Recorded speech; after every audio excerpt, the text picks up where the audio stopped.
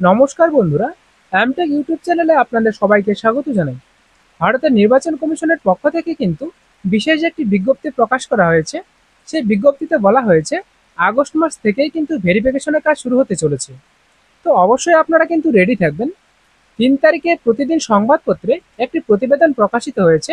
সেখানে কিন্তু ডিটেলসে আলোচনা করা হয়েছে, সেটি আপনাদের সামনে তুলে ধরবো।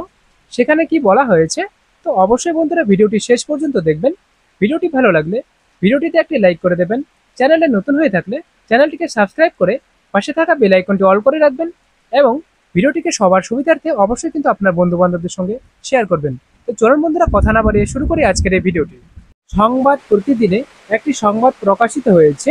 এখানে বড় বড় করে লেখা আছে, আপনারা দেখতে পাচ্ছেন, আগস্ট থেকে বাংলায় ভোটার তালিকার বিশেষ সংশোধন শুরু।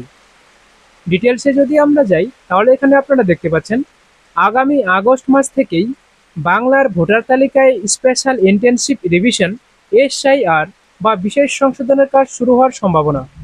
নির্বাচন কমিশন সূত্রের খবর, বাংলা নিয়ে কাজ শুরু করার জন্য ইতিমধ্যে প্রস্তুতি শুরু হয়েছে।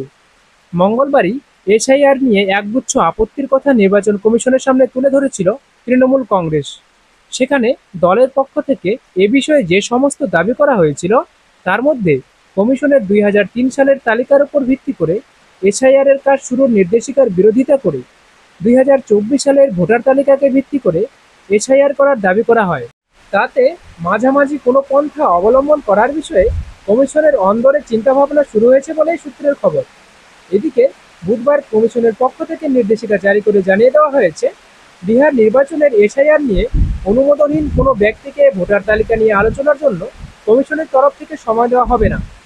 রাজনৈতিক দলগুলির শীর্ষ নেতা তথা দলের সভাপতি এ বিষয়ে আলোচনার জন্য সময় চাইলেই কমিশন তা দেবে। সভাপতি না আসতে পারলে তার মনোনীত দুজনকে সেই সুযোগ দেওয়া হবে। কমিশনের এই সিদ্ধান্ত আলোচনায় মুখর হয়েছে বিরোধীরা। বিহার নির্বাচনের জন্য কমিশনের তরফ থেকে এসআইআর এর ঘোষণার পর থেকে বিভিন্ন মহল থেকে কমিশনকে প্রশ্নের মুখে পড়তে হচ্ছে। চাপের মুখে পড়েই অনুমোদনহীন ব্যক্তিকে সময় না দেওয়ার কথা বিজ্ঞপ্তি জারি করে জানাতে কমিশন বাধ্য হয়েছে বলে মনে করেছে রাজনৈতিক মহলের একাংশ।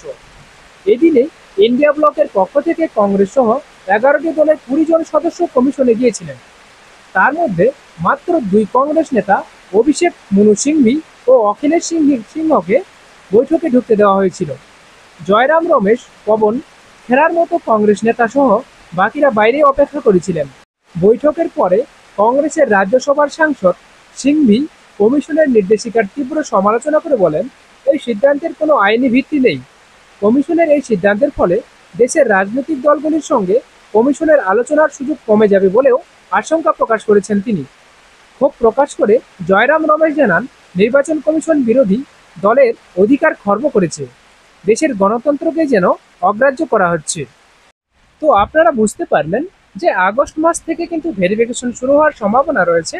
তো আজকের এই ছোট্ট আপডেটটুকু আপনাদের কেমন লাগলো? যদি ভালো লেগে থাকে অবশ্যই ভিডিওটিতে লাইক করবেন এবং চ্যানেলে নতুন হলে চ্যানেলটিকে সাবস্ক্রাইব করে রাখবেন।